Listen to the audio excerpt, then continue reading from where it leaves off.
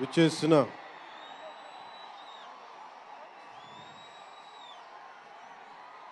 Cinema అభిమానులందరికీ,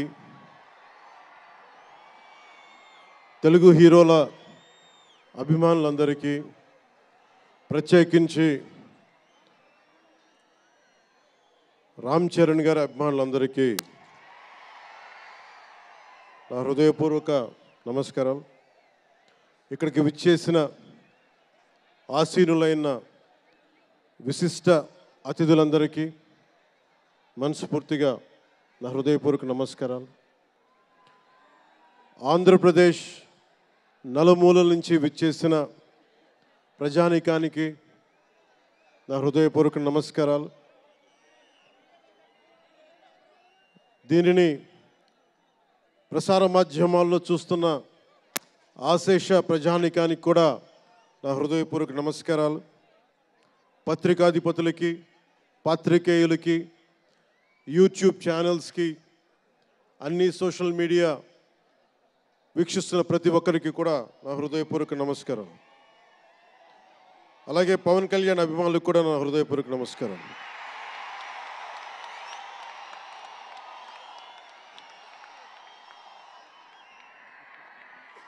ఎలా చెప్పాలో నాకు తెలియదు.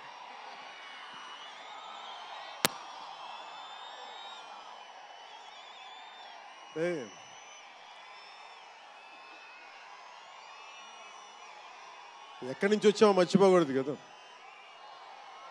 రఘుపతి వెంకయ్య నాయుడు గారిని మర్చిపోలేం, ఒక దాదాసాహెబ్ ఫాల్కేని మర్చిపోలేం, ఒక రాజ్ కపూర్ని మర్చిపోలేం, సత్యజిత్ని మర్చిపోలేం, షోలే తీసిన సిప్పిల్ని మర్చిపోలేం, తెలుగు సినిమాలని ఖ్యాతి నిలబెట్టిన నాగిరెడ్డి గారిని మర్చిపోలేం, బిఎన్ రెడ్డి గారిని మర్చిపోలేం, గోడవల్లి రామబ్రహ్మం గారిని మర్చిపోలేం.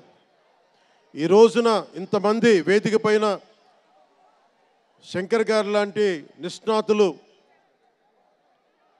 మహానుభావులు ఉన్నారు అంటే, సూర్య గారు లాంటి నటుడు దర్శకులు ఉన్నారంటే మేము మూలాలు మర్చిపోకూడదు. తెలుగు చిత్ర పరిశ్రమ పెద్దలందరికీ గుర్తు చేసుకుంటూ, తెలుగు జాతికి పేరు తెచ్చిన ఎన్టీ రామారావు గారికి మనస్ఫూర్తిగా ఆయనని గుండె లోతుల్లోంచి ఆయనకి స్మరించుకుంటూ, అలాగే పవన్ కళ్యాణ్ ఉన్నా, రామ్ చరణ్ ఉన్నా, ఏ హీరోలు ఉన్నా కానీ దానికి మూలం మెగాస్టార్ చిరంజీవి గారు.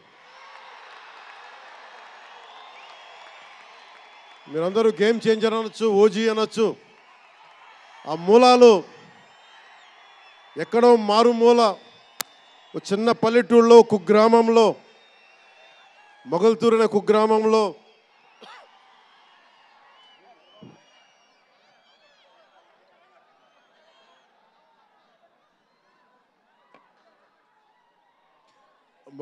కుగ్రామంలో చదువుతూ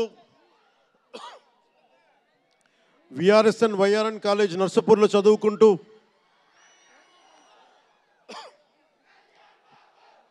ఇవన్నీ ఇలాంటిదే మీరు అనాలంటే ఆద్యుడు ఆయనే. మీరు ఈరోజు కళ్యాణ్ బాబు అనండి, ఓజీ అనండి, డిప్యూటీ సీఎం అనండి, ఏదన్నా ఆయనే ఆద్యులు.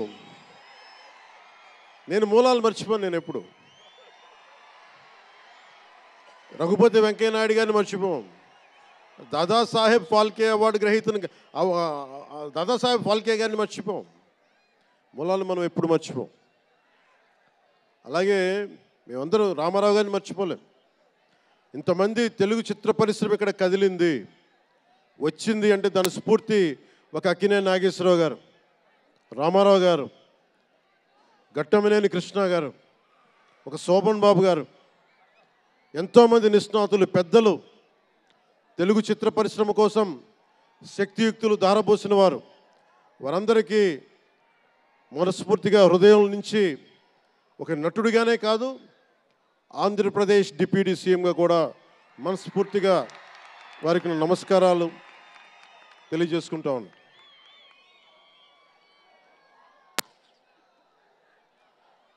ఈ రోజున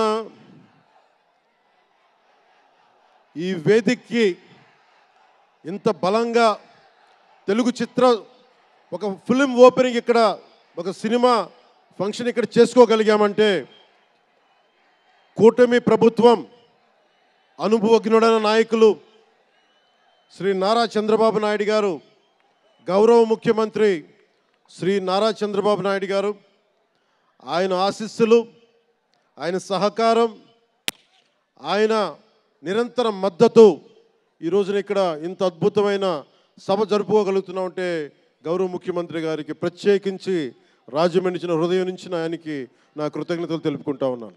అలాగే దిల్ రాజు గారు, నేను తొలి ప్రేమ సినిమా అప్పుడు ఆయన డిస్ట్రిబ్యూటర్, అంటే ఏదో ఒక చిన్న పోస్టర్ చూసి ఎక్కడో ఒక మాటిని ఈ సినిమా చాలా సూపర్ డూపర్ హిట్ అవుతుందని ఒక నమ్మకంతో పాపం ఆయన అడ్వాన్స్ ఇచ్చారు.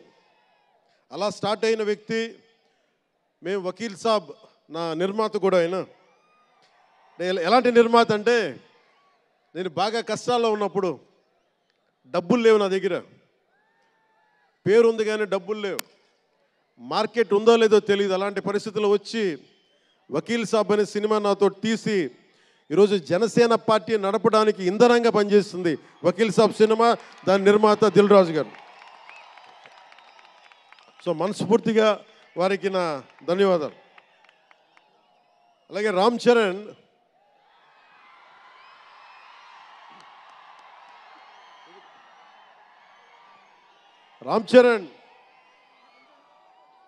అంటే నేను రామ్ చరణ్ ఉన్నప్పుడు, నేను పుట్టినప్పుడు నేను ఇంటర్ ఇప్పుడు చదువుతున్నాను. ఇంటర్ చదువుతున్నప్పుడు నాకు అన్నయ్యకి అబ్బాయి పుట్టాడని చెప్తే ఇంట్లో నామకరణం చేశారు. నామకరణం చేసినప్పుడు మా నాన్నగారు పెట్టిన పేరు, మా ఇంట్లో అందరికీ ఆంజనేయ స్వామి పేరు రావాలి, మా ఇంటి దైవం అని. రామ్ చరణ్కి రాముడి చరణాల దగ్గర ఉండేవాడు ఎవడో హనుమంతులు, ఆంజనేయ స్వామి. నిత్యం బలం ఉండి కూడా వినయ విధేయతలతో ఉండే వ్యక్తి ఆంజనేయ స్వామి. అంటే ఎంత ఎదిగినా, ఎంత శక్తిమంతుడైనా, అడిమాది అష్టసిద్ధులున్నా తన శక్తి తను తెలియకుండా ఎదిగే కొద్దీ ఒదిగుండే ఆంజనేయ స్వామిలాగా ఇతనికి రామ్ చరణ్ అని పేరు పెట్టాలని చెప్పి మా నాన్నగారు ఆలోచన చేసి తనకి రామ్ చరణ్ అని పెట్టారు.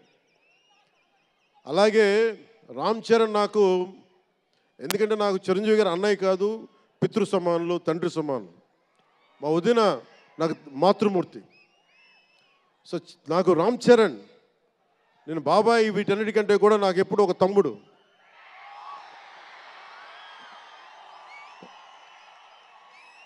చిన్నప్పుడు బాగా ఏడిపించేవాడిని, నేను ఇంకా బద్ధకంగా ఉండేవాడిని. అంటే కరెక్ట్గా చెప్పాలంటే నేను తమ్ముడు సినిమాలో నా క్యారెక్టర్ లాగా ఉంటే, రామ్ చరణ్ 7 ఏళ్ల వయసు, నా రెండో కొడుకు అంత వయసు ఉండేది. ఇప్పుడు ఆ వయసులో తెల్లవారుజామున చలిలో హార్స్ రైడింగ్ నేర్చుకోవడానికి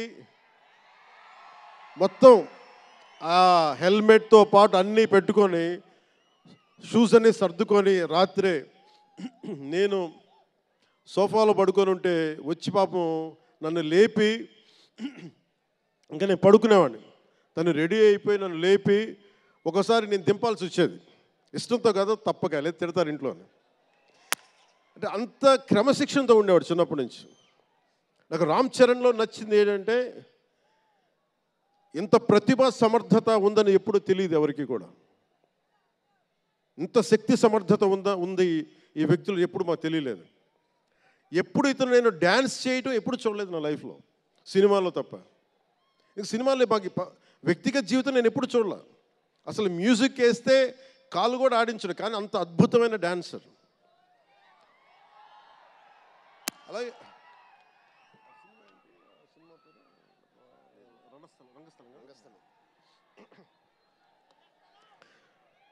రంగస్థలం గురించి సుకుమార్ గారి డైరెక్షన్లో రంగస్థలం, నాకు నటన చూసి ఇతనికి బెస్ట్ యాక్ట్ అవార్డు రావాలని మనస్ఫూర్తిగా అనిపించింది. అంటే అంత గొప్ప పెర్ఫార్మెన్స్ చేశాడు. భవిష్యత్తులో ఇతను ఉత్తమ నటుడు కూడా కావాలి. ఉత్తమమైనటువంటి అవార్డు అందుకోవాలి. ఎందుకంటే తనకి ఇక్కడ పెరగల, ఆంధ్రాలో పెరగల, కీలకమైన సంవత్సరాలన్నీ తమిళనాడులో పెరిగాడు, కొంత హైదరాబాద్లో తెలంగాణలో పెరిగాడు.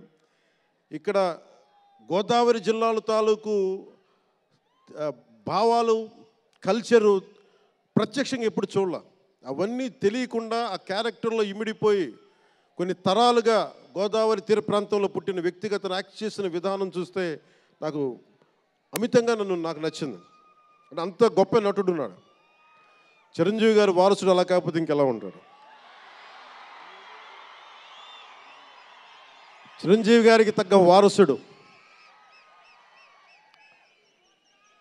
తండ్రి మెగాస్టార్ అయితే కొడుకు ఏమవుతాడు? గ్లోబల్ స్టార్ అవుతాడు.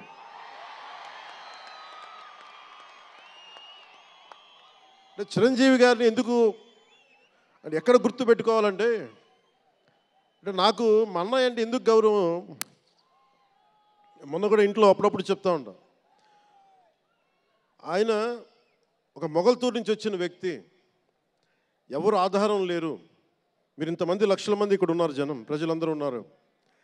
మనకి ఎవరో ఒకళ్ళు ఉండాలి అని అనుకోకర్లా, మీకు మీరే ధైర్యం. మీరు అనుకుంటే మీరు సాధిస్తారు. గుండె లోతుల్లో నుంచి నేను సంకల్ప బలం ఉండి దానికి తగ్గ పట్టుదల, కార్యదక్షత ఉంటే మెగాస్టార్ చిరంజీవి గారిలాగా ఎలా సాధించగలరో ప్రతి ఒక్కరూ మీరు కోరుకున్న దాంట్లో సాధించగలరు. అంటే ఆయన ఒక్కడు పెరిగి మా అందరికీ ఆశ్రయం ఇచ్చాడు, ఊతం ఇచ్చాడు. ఆయన ఊతం వల్లే నేను ఈ రోజున మీ అందరికీ కూర్చొని మారుమూల ప్రాంతాల్లో భయపడడానికి, అందరూ భయపడే రోడ్లకి వెళ్ళగలుగుతున్నాను, రోడ్లు వేయడానికి అంటే ఆ మూలాలు చిరంజీవి గారు మాకు నేర్పించిన. అంటే ఇది ఎందుకు చెప్తున్నానంటే, నేను చిరంజీవి గారిని ఎంత కష్టపడేవారు ఆయన కష్టపడి బయటికి వచ్చి ఇంటికి వస్తే నేను అర్ధరాత్రి పూట వెయిట్ చేసేవాడిని అక్కడ సోఫాలో పడుకున్నాను హాల్లో. మా అన్నయ్య గారు ఎప్పుడు వస్తారు, ఆయన ఎంత కష్టపడేవారంటే కనీసం వచ్చి షూలు ఇప్పుకోవడానికి అసలు శక్తి ఉండేది కాదు. అలిసి సొలిసి ఒళ్ళు కుమిలిపోయి, అంటే ఏమంటుందని అసలు కందిపోయి దెబ్బలు తిని, ఎందుకంటే అప్పుడు సేఫ్టీ మెకానిజం లేదు. మన గుండా షూటింగ్ టైంలో మన ఏదో అనకాపల్లి వెళ్తుంటే ఇక్కడే చిరంజీవి గారు చేశారు, ఎవరు ఆయన సన్నిహితులు చెప్తా ఉంటే, ఆ పడిపోయి ట్రైన్ కింద యాక్సిడెంట్లో కాలు ఫ్రాక్చర్ అయ్యి, అలాంటి ఒక సేఫ్టీ లేని పరిస్థితులు ఆయన చేస్తూ ఇంటికి వచ్చేటప్పటికి మాకు చేయగలిగేది ఏంటంటే, మాకు గిల్టీగా ఉండేది. తమ్ముడు సినిమాలో నేను ఎలా ఉండేవాడిని, ఆకతాయిగా తిరుగుతా, అలా నాకు అలా అనిపించేది నా జీవితం. అలా లేననుకోండి, కానీ మా అన్నయ్య వచ్చేటప్పటికి ఏదైనా చేద్దామని తపంతో పాపం ఆయన సాక్స్ తీస్తే కాళ్ళు వాచిపోయాయి. ఆ షూ కూడా వచ్చేది కాదు, చెమటతో తడిచిపోయేది. ఆయన షూలు తీసి ఆయన పాదాలు తుడిచి అది చేస్తే మాకు ఒక చిన్నపాటి ఉపశాంతి మాకు లభించేది. ఎందుకంటే ఇంత కష్టపడుతున్నాడు ఇంతమంది కోసం అనేది. అంటే అలాంటి కష్టాన్ని చూసి పెరిగాడు రామ్ చరణ్. అందుకే ఎందుకు ఆయన గురించి చెప్తున్నానంటే, మేము ఎప్పుడూ దీన్ని అహంకారంగా తీసుకోవాలి. మెగా అభిమానులు ఇలాంటి పదాలు మేము ఎందుకు మాట్లాడమంటే, ఇక్కడ అందరి హీరోల అభిమానులు ఉన్నారు. జూనియర్ ఎన్టీ, మీరు అందరు సినిమాలు చూస్తారు. రామ్ చరణ్ ఒక సినిమాని ఎక్కువ ఇంకొక హీరోని ఇష్టపడచ్చు, ఒక హీరోని ఎక్కువ ఇష్టపడచ్చు. జూనియర్ ఎన్టీఆర్ గారిని ఇష్టపడతారు, అల్లు అర్జున్ గారిని ఇష్టపడతారు, అలాగే ఒక ప్రభాస్ గారిని ఇష్టపడతారు. ఇంకా హీరోస్ పేర్లు అందరూ చెప్పు ఒకసారి, మర్చిపోయి. ఘట్టంనేని మహేష్ గారిని ఇష్టపడతారు. అంటే నేను ఎందుకు అందరి హీరోల, క్షమించాలి, అందరి హీరోల అభిమానులని పేరు పేరున నేను సమయం తక్కువ ఎక్కువ మంచి అందరి హీరోలు పేరు పేరున చెప్తున్నాను. చిన్న చిత్తగా అట్లని చెప్పట్లా. ఎవరైనా సరే, ఏ స్థాయి హీరోలు అయినా సరే వారు ప్రత్యేకించి అభిమానులు ఉంటారు. నాని గారు ఉన్నారు, ఆయనకి ప్రత్యేకించి మా ఇంట్లో చాలామంది అభిమానులు ఉన్నారు. మా సిస్టర్ చాలా నచ్చుతారు మా చెల్లికి నాని గారి సినిమాలు. ఇలాగా మా ఇంట్లో అందరికి కూడా మాకు మా చిరంజీవి గారు మాకు నేర్పించింది ఒక హీరోని ద్వేషించే పని మాకు ఎప్పుడు తెలియదు. మాకు చిన్నప్పటి నుంచి మా జీవితంలో కళమా తల్లి సాక్షిగా చెప్తున్నాం, ఎప్పుడు కూడా మా ఇంట్లో ఈ హీరో సినిమా పోవాలి, మేము ఉండాలి, మా ఇంట్లో ఎప్పుడు లేదు. అసలు ఆ సంస్కృతి మా ఇంట్లో లేదు. అందుకు మేము అందరం బాగుండాలని కోరుకుంటాం. ఎందుకు బాగుండాలని కోరుకుంటామంటే సర్వే జనం సుఖినో భవంతు అని చెప్పి మా నాన్న నేర్పించిన ఇది మాకు సంస్కృతి. అది మేమే బాగుండాలి, వాళ్ళు బాగుండకూడదు అనుకుంటే ఎకానమీ తిరగాలి, అందరి దగ్గర డబ్బులు ఉండాలి, అందరూ బాగుండాలని కోరుకుంటాం. అలాంటి పరిస్థితుల్లో అలాంటి వాతావరణంలో పెరిగాం. రామ్ చరణ్ అలాంటి వాతావరణంలో పెరిగిన వ్యక్తి. నాకు చాలా గర్వంగా ఉంటుంది, చాలా ఆనందంగా ఉంటుంది. అతని హార్స్ రైడింగ్ చూస్తే మటుకు నాకు చాలా అసూయ వస్తుంది. నాకు చాలా తక్కువ సందర్భాల్లో నాకు అసూయ వస్తాయి. మొన్న ఈ మధ్యన అరకుకి వెళ్ళినప్పుడు గిరిజన ప్రాంతాల్లో ఉన్న సోదరులను చూసి ఆ పచ్చని చెట్ల మధ్య వాళ్ళ జీవన విధానాన్ని చూసి నాకు అసూయ వచ్చింది. అలాంటి అసూయ రామ్ చరణ్ని చూస్తే నాకు మగధీరలు అనిపించింది. ఎంత అద్భుతంగా చేస్తున్నాడు ఇతను. చిన్నప్పుడు నేను కూడా నేర్చుకొని ఉంటే ఇలా ఇంట్లో కూర్చొని కాళ్ళు బారజాపుకొని కూర్చోకుండా, పుస్తకాలు కాకుండా ఇంకేదైనా చేస్తుంటే నేను ఇంత అద్భుతంగా చేసేవాడిని అనిపించేది. ఆ పట్టుదలతోటి నాకు హార్స్ రైడింగ్ నేర్చుకోలేదు జీవితంలో. ఇప్పుడు గబ్బర్ సింగ్ సినిమాకి నాకు హార్స్ రైడింగ్ పెట్టారు. అందరూ ఏమనుకున్నారంటే పవర్ స్టార్ అంటే అన్నీ వచ్చేసి అనుకున్నారు. నాకు తెలియదు అవన్నీ. హార్స్ రైడింగ్ అని చెప్పారు. ఓకే, గుర్రం చూపించారు నాకు. అది కచ్ రాష్ట్రం, గుజరాత్లో. గుర్రం దగ్గరికి వెళ్ళా. సార్ ఏం లేదు, దౌడు తీసుకుంటే గ్యాలప్ మీద వచ్చేయాలంటే ఓకే షూర్ అన్నాను, డెఫినెట్గా వచ్చేస్తానన్నా. కింద పడితే ఏమవుతానో నాకు తెలియదు. సార్ నాకు ఒకటి తెలుసు, తెగింపు తెలుసు. గుర్రం దగ్గరికి వెళ్ళి చెప్పా, దానికి చెవిలో చెప్పాను, నాకు హార్స్ రైడింగ్ రాదు. వీళ్ళందరూ నన్ను ఎక్స్పెక్ట్ చేస్తారు చాలా గొప్ప హార్స్ రైడర్ అని. అంటే హీరో అంటే అన్నీ తెలియాలనుకుంటారు. నాకు తెలియదు హార్స్ రైడింగ్. దానికి ఒక చిన్న పంచదార ముక్కను చిన్న క్యారెట్ పెట్టా, జాగ్రత్తగా తీసుకెళ్ళి నాకు వదిలేవాను. పాపం ఆ గుర్రం అది నన్ను ఎంత అద్భుతంగా తీసుకెళ్ళిందంటే అది మీరు చూసారు ఆ సీన్లో. నేను అందరినీ మోసం చేశాను ఆ సినిమాలో. హార్స్ రైడింగ్ రాకుండా సినిమా వరకే హార్స్ రైడింగ్ వచ్చినా కదా. అలాంటి అంటే నాకు ఇది మాకేంటంటే మాకు సినిమాల్లో చూసినవన్నీ నాలాగా కాకుండా అన్నీ చాలా సుశిక్షితమైన ఒక నేర్చుకున్న వ్యక్తి ఇతను రామ్ చరణ్. ఒక డ్యాన్స్ కానీ ఎక్కడో ఇంగ్లాండ్కి వెళ్ళి అక్కడ డ్యాన్స్ ఇన్స్టిట్యూషన్స్లో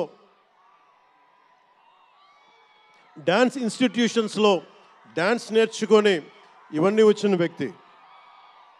అలాగే ఈ సినిమా ప్రత్యేకించి చాలా సోషల్ మెసేజ్ ఉన్న సినిమా నాకు అర్థమవుతోంది. పొద్దున్నే ట్రైలర్ చూశాను, గేమ్ చేంజర్ ట్రైలర్. చాలా అద్భుతంగా ఉంది, చాలా బాగా ఆడుతుంది అని చెప్పి మనస్ఫూర్తిగా అందరికీ అభినందనలు తెలియజేసుకుంటూ, ప్రత్యేకించి శంకర్ గారికి నాకు మనస్ఫూర్తిగా అభినందనలు తెలియజేసుకుంటూ, అలాగే తెలుగు చిత్ర పరిశ్రమకు సంబంధించినంత వరకు ఇది ఓజీ గురించి చెప్తాను, లాస్ట్లో చెప్తాను. నేను ఓజీ తర్వాత అంటే మీరు వదలట్లా. మన ముందున్న సినిమా గేమ్ చేంజర్ని బాగా చూడండి. ఎందుకంటే ఈ ఫంక్షన్ ప్రత్యేకించి ఈ మధ్యకాలంలో ఉన్న ఒత్తిడి తెలుసు మీకు. ఒక పబ్లిక్ ఫంక్షన్ అంటే ఎలాంటి ఒత్తిడి ఉంటుందో మీ అందరూ తెలుసు. నేను చాలా ఆలోచించాను, ఈ సమయంలో పెట్టాలా లేదా అంటే సినిమా అనేది 10 మందికి తెలియచేయాలి. దిల్ రాజు గారు లాంటి వాళ్ళు 3 సంవత్సరాలు తీశారు సినిమా. 3 సంవత్సరాలు తీసింది, వాళ్ళకి దొరికేది దొరికితే ఒక 10 రోజులు. బడ్జెట్లు ఎక్కువైపోయినాయి. అలాంటి వాటికి మేము చేయగలిగేది ఎక్కువ మందికి తెలియజేసేలాగా ఇది part and parcel of cinema. అందుకని మేము కోరుకుంది చిన్న ఫంక్షన్ చేద్దాం. నన్ను అడిగారు గెస్ట్గా రమ్మని. నేను ఒకటే చెప్పాను, ఇంత పెద్ద ఫంక్షన్ చేయాలా లేదా, ఎందుకంటే మీ అందరికీ తెలుసు నా భయం. మీరు క్షేమంగా వచ్చి క్షేమంగా వెళ్ళాలి అని చెప్పి అహిర్నిశలు ఆకాంక్షించేవాడిని, శ్రమ పడేవాడిని. మీకు చిన్న దెబ్బ తగిలితే నా గుండె గాయం అవుద్ది. అందుకని నేను ఎప్పుడు అందుకే నేను ఎప్పుడు సినిమా ఫంక్షన్ నేను చేసుకోవడానికి ఇబ్బంది నాకు. ఇందాక కూడా వచ్చినప్పుడు చాలా టెన్షన్తో ఉన్నా, ఎవరికైనా దెబ్బలు తగులితే ఏదైనా అయిపోద్దా అని భయంగా ఉంది. మనస్ఫూర్తిగా మీ అందరికీ చేతులెత్తి నమస్కరిస్తున్నా, మీరు క్షేమంగా ఇంటికి వెళ్ళాలి. ఎందుకంటే మీ తల్లిదండ్రులు మీరు ఒక సాయంత్రం ఆనందం కోసం వచ్చింది, దీన్ని విషాదం కాకూడదు. అందుకని మనస్ఫూర్తిగా సినిమాని సినిమాగానే చూడండి. కింద పడిపోయి మీద పడిపోయి తొక్కిసలాడుతూ హీరోలను చూడడం కంటే కూడా మీరు దూరం నుంచే ఇబ్బంది పడకుండా మీరు క్షేమంగా ఉండాలి, అందరూ క్షేమంగా ఉండాలి మనస్ఫూర్తిగా కోరుకుంటా ఉన్నాం. అలాగే అడగగానే టికెట్ రేట్స్ ఎందుకు పెంచాలి?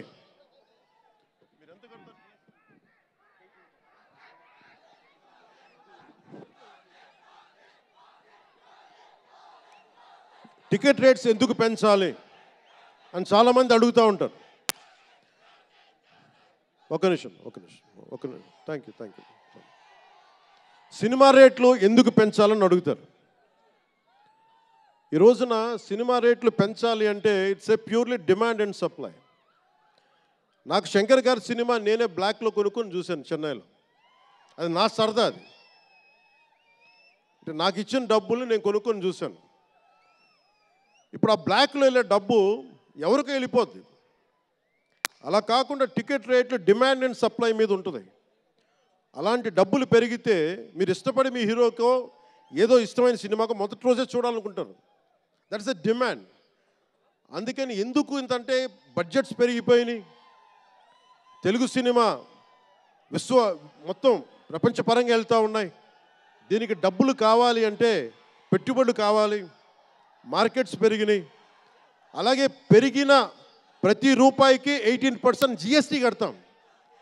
ప్రభుత్వానికి ట్యాక్స్ వస్తుంది.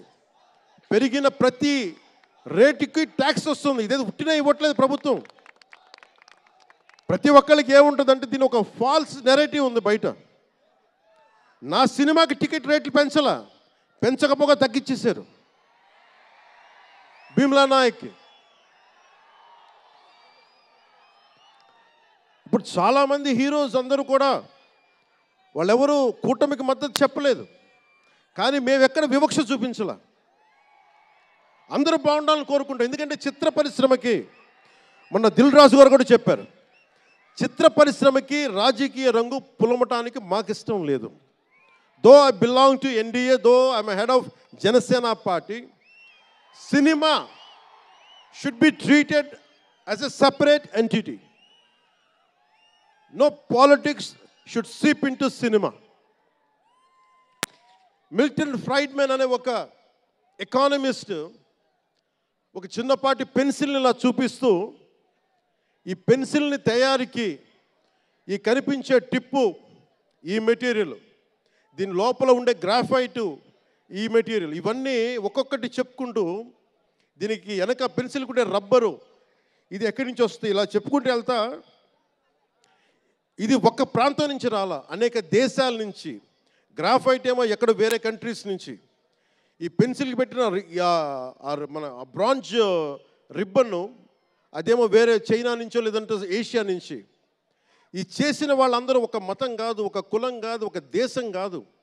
ఒక చిన్నపాటి పెన్సిల్కే ఒక రకరకాల వ్యక్తులు, రకరకాల దేశాలు కలిసి రావాలి. అలాంటిది ఇంత సినిమాకి శంకర్ గారు తమిళియన్, మనకి దిల్ రాజు గారు ఫ్రమ్ తెలంగాణ. ఇక్కడ ఒక్కొక్కరిని అడగండి, ఒక్కొక్కరు ఒక్కొక్క రాష్ట్రం నుంచి వస్తారు. బట్ అందరూ కలిసి సినిమాని తీస్తారు, మీకు ఆహ్లాదం కలిగజేస్తారు. ఇప్పుడు మాకుంటుంది, నేను ఎప్పుడు కూడా నాకు ఇష్టం లేనిది సభావేదికగా ఒకటి శంకర్ గారికి కానీ భారతీయ చిత్ర పరిశ్రమకు కానీ ఒకటితే మనం నేర్చుకోవాలి. ఎప్పుడు మనం భారతీయ చిత్ర పరిశ్రమ అనేవాళ్ళం తప్ప లాస్ట్ 90s నుంచి టాలీవుడ్ అని, బాలీవుడ్, కాలీవుడ్, మాలీవుడ్ మనం ఎందుకు ఏప్ చేయాలి వీళ్ళని? Why do we have to ape Hollywood? మనం ఒకప్పుడు మాయాబజార్ లాంటి సినిమాలు తీసిన వాళ్ళం, మూకీలు తీసిన వాళ్ళం. చిత్ర పరిశ్రమ ఒక బెంగాల్లో పరివిడిల్లింది అక్కడ. సో మనం ఎందుకు వీళ్ళని ఫాలో అవ్వాలి? వాళ్ళు హాలీవుడ్ డిసిప్లైన్ ఫాలో అవ్వం, Hollywood method of film making follow అవ్వం, Hollywood method of skill development follow అవ్వం. కానీ ఆ వుడ్ను మటుకు తీసుకున్నాం, మాలీవుడ్. ఇది మటుకు మానాలి. ఎందుకంటే మనకు ఒక కాళిదాసు ఉన్నాడు, మహా కవులు కళాకారులు గొప్ప గొప్ప కావ్యాలు రాశారు. సో మన జాతి తాలూకు ప్రాముఖ్యతని సినిమాలే చెప్పగలగాలి. అందుకని హాలీవుడ్ని అనుకరించడం మానేయాలి. మనదైన సత్తా, మనదైన కథ, మనదైన బలం మనం చూపించాలి విశ్వానికి. అది చూపించకపోతే ఏమవుతుందంటే ఎక్కడ కూర్చొని ఈరోజు ఇప్పుడు కాపీ చేద్దామంటే కుదరదు. You have to come with original stories. సహజమైన కథలతో పట్టుకురావాలి. ఆ విధంగా ఉండాలి అంటే ముందు చిత్ర పరిశ్రమలో కూడా చాలా డిసిప్లిన్ రావాలి. సినిమాలు తీసే వాళ్ళు మాట్లాడాలి చిత్ర పరిశ్రమ గురించి, సినిమాలు తీయని వాళ్ళు మాట్లాడకూడదు. సినిమాలు తీయకుండా రాజకీయాలు చేసేవాళ్ళు మాకు నచ్చం. అది ఎన్డీఏ తరపు నుంచి నేను చెప్తా ఉన్నాను. తెలుగు చిత్ర పరిశ్రమ గురించి మాట్లాడాలి అంటే సినిమాలు తీసి దానికి సాధక బాధలు అర్థం చేసుకున్న వాళ్ళే మాట్లాడాలి. మన తెలుగుదేశం, జనసేన, భారతీయ జనతా పార్టీ, ఎన్డీఏ ప్రభుత్వం వారితోనే మాట్లాడతాం, వారితోనే గుర్తిస్తాం. అలాగే చాలాసార్లు సినిమా టికెట్ల కోసం హీరోలకి పనేంటి, హీరోలు ఎందుకు రావాలి, అది మాకు ఇష్టం లేదు. మహా అయితే నిర్మాతలు రండి, ఒక ట్రేడ్ బాడీ రండి, మీ యూనియన్ రండి, మేము అది ఇచ్చేస్తాం. అంతేగాని హీరోలు వచ్చి మాకు నమస్కారాలు పెట్టాలి,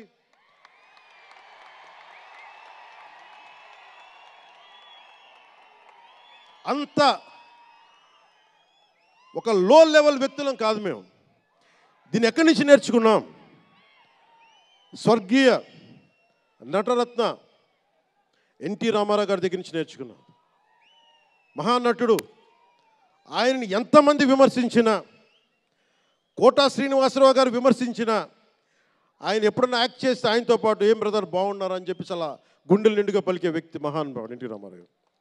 ఇంత తెలుగుదేశం పార్టీ ఎన్టీ రామారావు అన్నిసార్లు ముఖ్యమంత్రిగా ఉన్నప్పుడు కూడా ఎప్పుడు ఘట్టంలేని కృష్ణ గారు కాంగ్రెస్లో ఉండి కూడా కనిపిస్తే ఇద్దరు ఆప్యాయంగా మాట్లాడుకునే వాళ్ళు. ఎన్టీ రామారావు గారు ఎప్పుడు వివక్ష చూపించలే.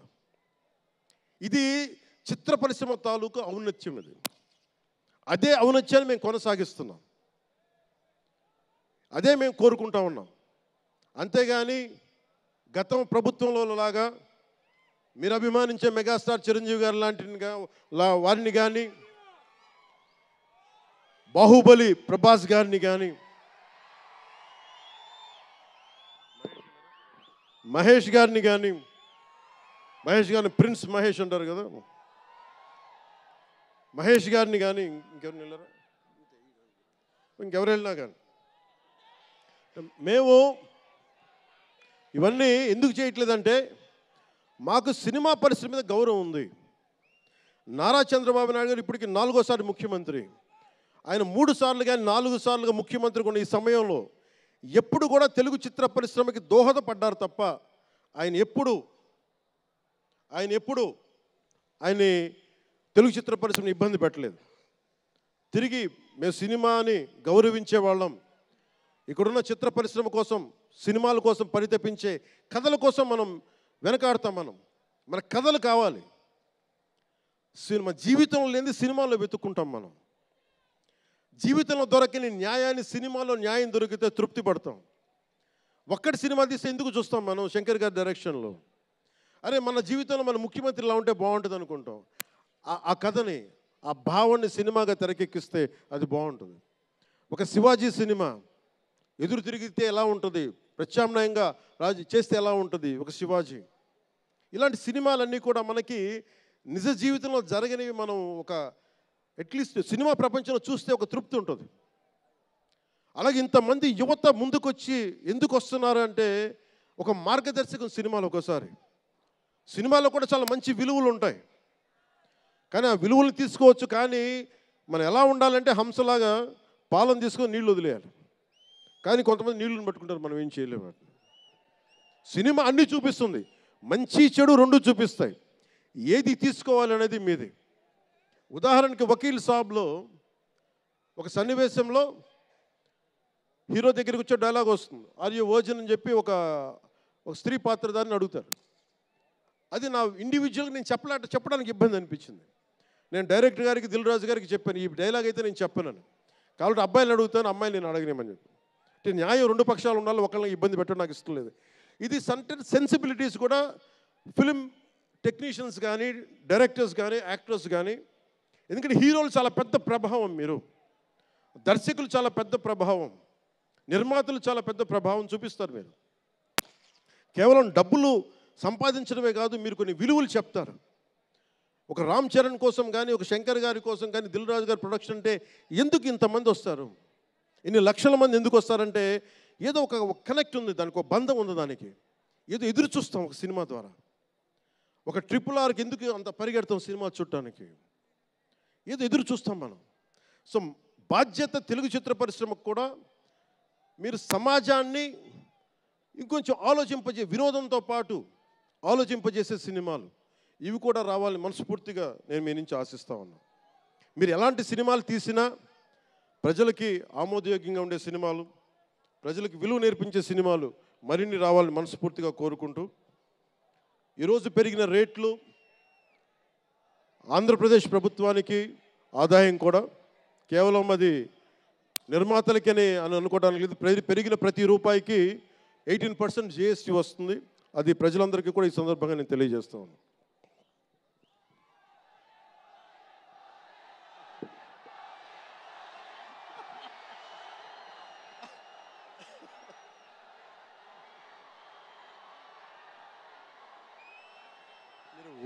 ఓజీ నా దుంప తెంపేస్తున్నారు ఆయన. మాట్లాడదాం దాని గురించి, వేరే మాట్లాడదాం. డైరెక్టర్ ఇక్కడే ఉన్నారు, 3 సినిమాలు ఉన్నాయి. కాదే మీకు తెలుసు కదా నా ప్రేమ మీకోసం. ఓజీ సినిమా కంటే నా భవిష్యత్తు మీకు ముఖ్యం, నాకు ముఖ్యం మీ భవిష్యత్తు. మీ భవిష్యత్తు కోసం ఇలా ఉండిపోయాను. అందుకని ప్రత్యేకించి ఒక గేమ్ చేంజర్ అనే సినిమాకి వచ్చి మనం ఓజీ గురించి మాట్లాడాలి. ఓజీ కోసం వచ్చినప్పుడు ఓజీ గురించి మాట్లాడాలి. అందుకని ప్రత్యేకించి ఆంధ్రప్రదేశ్ రాష్ట్ర ప్రభుత్వం తరపున గేమ్ చేంజర్ సినిమాకి, గేమ్ చేంజర్ దర్శకులు శంకర్ గారికి, గేమ్ చేంజర్ నిర్మాతలు దిల్ రాజు, లక్ష్మణ్, శిరీష్ గారికి, అలాగే గ్లోబల్ స్టార్, మెగాస్టార్ తనయులు రామ్ చరణ్ గారికి నా హృదయపూర్వక శుభాకాంక్షలు తెలియజేసుకుంటూ, ఇక్కడ ఉన్న మంత్రివర్గ సభ్యులకి, సహచర శాసనసభ్యులకు ప్రతి ఒక్కరికి నా హృదయపూర్వక నమస్కారాలు. అలాగే నా మిత్రుడు, నాకు సన్నిహిత మిత్రుడు SJ సూర్య, உங்கள் பற்றி சொல்லிட்டே இருந்தேன் சார், உங்கள் பற்றி சொல்லிட்டே இருந்தேன் தந்தி டிவியில். நீங்கள் எனக்கு எவ்வளோ பிடிக்குன்னு சொல்லிட்டே இருந்தேன். ఈయన ఏ మేరా జహాన్ పాట పెడతానంటే మీరు అమ్మాయిలతో డ్యాన్స్ చేయాలి సార్ అంటాడు. నేను అంటాను దేశభక్తి చెప్పాలి. మా ఇద్దరు గొడవైంది. నేను చెప్పాను నువ్వేమనుకుంటా అవి చేస్తాను తప్ప నేను మటుకు ఏ మేరా జహాయే చేస్తాను, నేను అమ్మాయిలతో డ్యాన్స్ చేయనని చెప్పాను. చాలామంది చేశారు, ఎందుకంటే నేను బాగా చేయలేను తెలుసు నాకు. దానికి ఏదో కూర్చుని పాపం నా మాట, మా ఇద్దరికి అలా మంచి ఫ్రెండ్స్, స్నేహం మా ఇద్దరి మధ్య, గంటలు మాట్లాడుకుంటాం. ఈ మధ్య కుదరట్లేదు. సో గ్రేట్ యాక్టర్, మంచి దర్శకుడు కాదు, ఎక్స్ట్రాడినరీ డైరెక్టర్. నా కోపం ఏంటంటే డైరెక్షన్ వదిలేశాడు. ఎప్పుడు పైన విటిట నీ direction, you are such a fantastic and fabulous director. And okay, that's fine. ఆయన డ్రీమ్ ఏంటంటే I want to be an actor అనేవాడు. ఇప్పుడు హీ ఫుల్ఫిల్, ఆయన సాధించుకున్నారు, అందరి మనసులు దోచుకున్న నటుడయ్యారు. మనస్ఫూర్తిగా వారికి నా అభినందనలు తెలియజేస్తా ఉన్నాను. అలాగే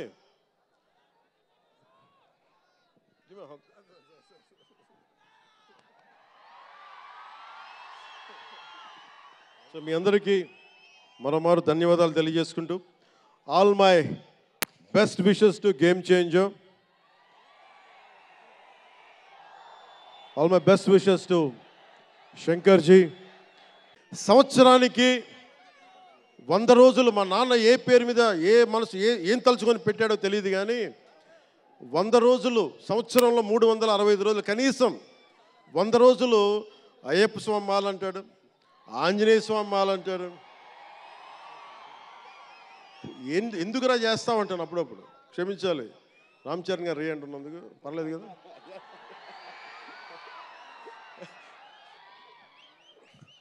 అంటే ఎందుకంటే నాకు బాధ్యత తప్పకుండా ఉండటానికి, నియంత్రించుకోవడానికి, అహంకారం రాకుండా ఉండటానికి. ఎప్పుడు చూడండి చెప్పులు లేకుండా ఉంటాడు. అంటే నాకే అనిపిస్తుంది, నేనే కనీసం నేను వేసుకునే చెప్పులు కూడా వదిలేడానికి ఇబ్బంది పడతాను అప్పుడప్పుడు. అలాంటిది రామ్ చరణ్ చెప్పులు లేకుండా, మామూలు హీరో కాదు, హాలీవుడ్ దాకా వెళ్ళాడు, ఆస్కార్కి వెళ్ళాడు. అక్కడికి వెళ్ళి ఎంత గుండె ధైర్యం అంటే, నేను చెప్పులు వేసుకుంటా, అవసరమైతే మంచి సూటు బూట్ వేసుకుని తయారవుతాడు, లేదంటే అయ్యప్ప స్వామి మాలేసుకుని కనిపిస్తూ ఉంటాడు. అంటే వ్యక్తిత్వంలో ఎంత బలం ఉండాలి ఆ వ్యక్తికి. అందుకని అలాంటి రామ్ చరణ్ మంచి 16 అణాలు తెలుగువాడు, మా బంగారం, నా తమ్ముడు. ఒక తల్లికి పుట్టకపోయినా కానీ నా తమ్ముడు. ఎప్పుడు ఎదిగే కొద్దీ ఒదిగుండేవాడు. అతనికి మరింత విజయం కలగాలని, అద్భుత విజయాలు కలగాలని మనస్ఫూర్తిగా ఒక బాబాయ్గా కాదు, ఒక అన్నగా ఆశీర్వదిస్తున్నాను. I love you, Ram Charan. I love you all.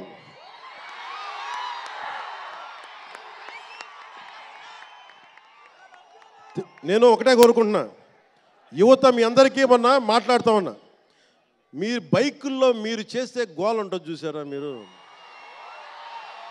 నేను మనం మాట్లాడుతూ ఉన్నా, ఇప్పుడు ఈ ఫంక్షన్ లేదు, సినిమాలు లేవు, ఏం చేస్తారు చెప్పండి. ఉద్యోగాలు ఉపాధి కూడా కానీ టైం పడుద్ది.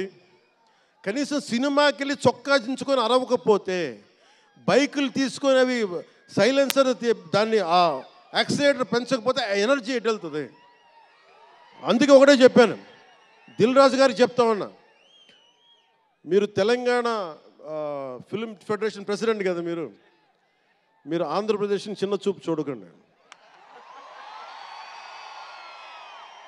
అదొకటే నేను కోరుకుంటా ఉన్నా. నేను ఆ 2 కళ్ళు అని నేను నమ్మను, కానీ మీరు తెలుగు చిత్ర పరిశ్రమని అటు తెలంగాణలోను ఇటు ఆంధ్రాలోను 2 చోట్ల అద్భుతంగా ఉండాలని కోరుకుంటా ఉన్నాను. ముఖ్యంగా ఆంధ్రప్రదేశ్ యువతకి, మీరు ఇంతమంది యువతను చూస్తూ ఉన్నారు, వీళ్ళకి స్టంట్ స్కూల్స్ పెట్టండి. మా వాళ్ళు బైక్లు వేసుకొని తిరుగుతూ ఉంటారు, గోల్ చేస్తూ ఉంటారు. ఒక మంచి స్టంట్ స్కూల్ పెట్టండి. గోదావరి జిల్లాలోనూ, రాయలసీమలోనూ, మా కడపలోనూ ఎక్కడో చోట ఒక 2-3 స్టంట్ స్కూల్స్ పెట్టండి. మా వాళ్ళకి స్కిల్ డెవలప్మెంట్ ఇవ్వండి. మాకు ఒక స్క్రీన్ ప్లే ఎలా రాయాలో మా వాళ్ళకి చెప్పండి. ఒక రాజమౌళి గారు వచ్చి చెప్పమని చెప్పండి. త్రివిక్రమ్ గారిని వచ్చి క్లాసులు తీసుకోమని చెప్పండి మా వాళ్ళకి. ఒక తమన్ లాంటి మనకి మ్యూజిక్ దర్శకులు కానీ,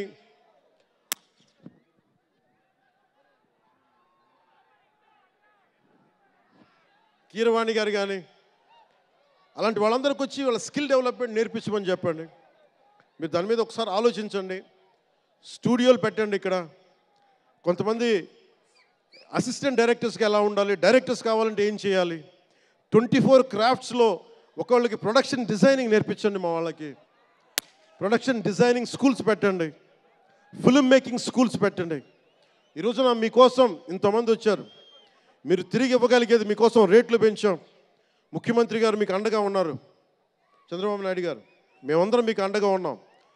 తెలుగు చిత్ర పరిశ్రమని మీ ద్వారా మేము కోరుకునేది, ఇంతమంది యువతున్నారు, వీరికి మీ ద్వారా కొంత ఉపాధి కల్పించండి. నేను సినిమాని మాట్లాడుతుంటే నేను టీవీని ఎప్పుడు వదలలేదు. టీవీ మీడియంని చిన్న తెర అనుకుని, చిన్న తెర పెద్ద తెర ఉండదు, తెర చిన్నదైనా పెద్దదైనా ఒకటే మాకు.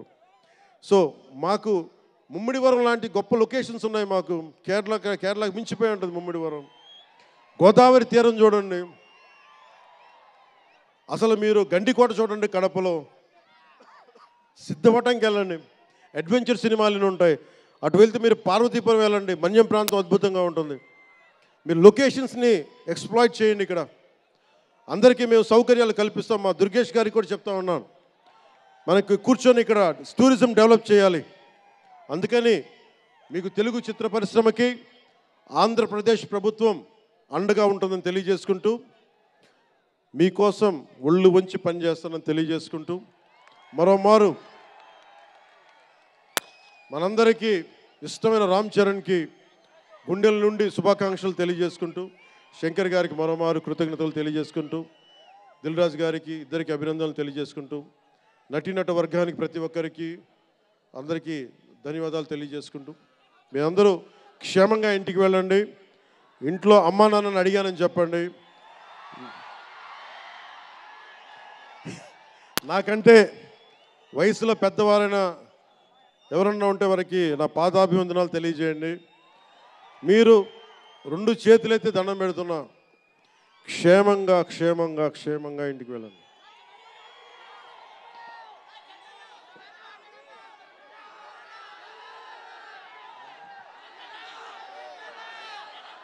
మీ అందరికీ మరోమారు ధన్యవాదాలు తెలియజేసుకుంటూ, తెలుగు తల్లికి దండాలు తెలియజేసుకుంటూ, మా తెలుగు తల్లికి పిఠాపురం మంచి సంతోషం.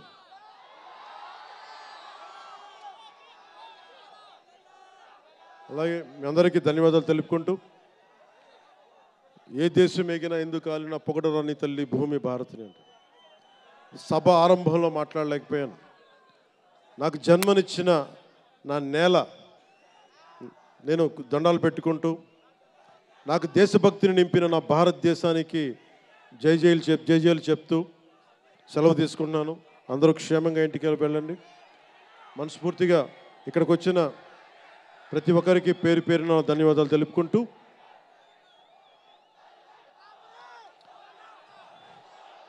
జై ఆంధ్ర, జై భారత్, జై హింద్.